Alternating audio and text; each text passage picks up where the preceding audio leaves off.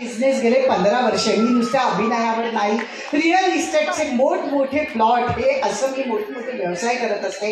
आज तुम्हाला बघून वाटायला लागलं क्या बात आहे. माझ्या खरंच सांगते संपर्कात अशी कोणी महिला असेल, परिस्थितीचं नाही, कुठलंही डिमांड नाही सनेजकडनं की तुम्ही एवढा पैसा आणा तरच आम्ही तुम्हाला मटेरियल देऊ. प्रत्येकीला तुम्ही पायावर उभं केलं आणि पायावर काय मर्सिडीज मधनं येत आहेत. क्या बात है, क्या बात है. छोट्यातले छोटे आता आज मॅडम पण मला मग असे ऐकलं की 28 लाखाचं त्यांनी कलेक्शन केलं. अरे वा, म्हणजे पोलीस इन्स्पेक्टर आहे आणि त्याही या व्यवसायात. मग आमच्यासारखी नाही यायला काय होतं. खरंच सनेजला असा भरभरून प्रतिसाद द्या. खूप बरं वाटलं, खूप अभिमान वाटला. खरंच कुठेतरी मला वाटत होतं फक्त KBC मध्ये अगदी ब्रिलियंट जनरल नॉलेज असलेल्यांनाच 1 करोड मिळतात, करोडपती होता येतं. पण सनेजमध्ये येऊनही एवढं करोडपती होता येतं. हे सगळं छगनबाई तुमचं क्रेडिट आहे, अशोक दादा तुमचं क्रेडिट आहे, अमोल दादा तुमचं क्रेडिट आहे. खरंच मनापासून तुम्हाला सगळ्यांना शुभेच्छा देते. हे आज वटवृक्ष तुम्हाला छोटं वडाचं झाड दिलं, हे खरंच तुम्ही वटवृक्ष केलेलं आहे. 8 वर्षात माणूस एवढं करू शकतो. खरंच कमाल, म्हणजे याला शब्दच नाहीये. म्हणजे परमेश्वराची नजर नको लागू दे या महिलांना. असंच महिलांना मी सतत तुम्ही पाहिलं असेल, आता महिला बदलल्या तरी अन्याय होताना आपण बघत असतो, पण या महिला स्वतःच्या पायावर उभ्या राहत आहेत, स्वतःची ओळख निर्माण करतायत. काही शिक्षिका आहेत, काही शिकलेले आहेत, काही अशिक्षित आहेत, पण इथे कुठलाही संबंध येत नाही. तुमच्यात व्यवहार चातुर्य हवं, बोलण्याचं कसं हवं, तुम्ही कन्व्हिक्शनने त्या प्रोडक्ट समोर पोहोचवायला हवं. त्यामुळे मला असं वाटतं ह्या इथे यशाला कुठेही मर्यादा नाही.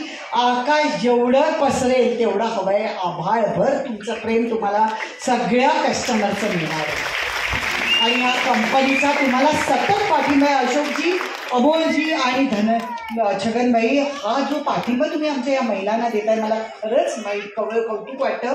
आपण म्हणतो एका पुरुषाच्या यशामागे महिला असते, पण इथे एका महिलेच्या मागे अख्खं कुटुंब आणि सनेज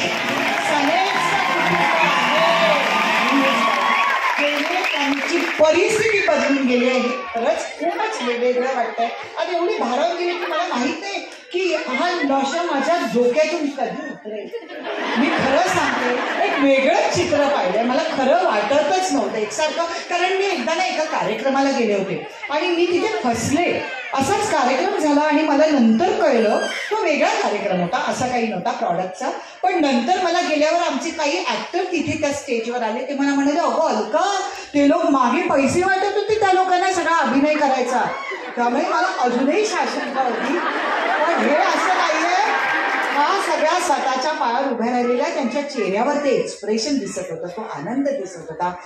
सासरलाही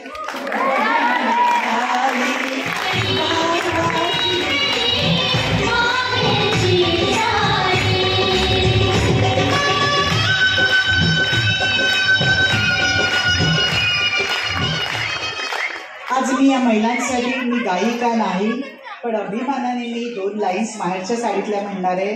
या तुमच्या या परिस्थितीला अनुसरून, आज लक्ष्मीचं रूप कसं दिसत साजर, चला घालूया जागर, चला घालूया जागर, नवरात्रीचा सोहळा खेळताने घरोघरी, नवरात्रीचा सोहळा खेळताने घरोघरी, अंगणात शिरी बाई चला कुंकूया गागरी, नारद माया लागली झाला, चला घालूया जागर, चला घालूया जागर. आई महालक्ष्मीला, आई कुलदेवतेला, तुळजाभवानीला सगळ्यांना वंदन करून सांगते, जागर घालते की आमच्या महिलांना असंच स्वतःच्या पायावर उभं कर, अशीच शक्ती दे, असंच त्यांचं. खूप बरं वाटलं सर. तुम्ही राठोड नाव ऐकल्यावर मला सांगावं असं वाटलं. मी तुमच्या संत सेवालाल सिनेमात एक छोटीशी भूमिका केली होती.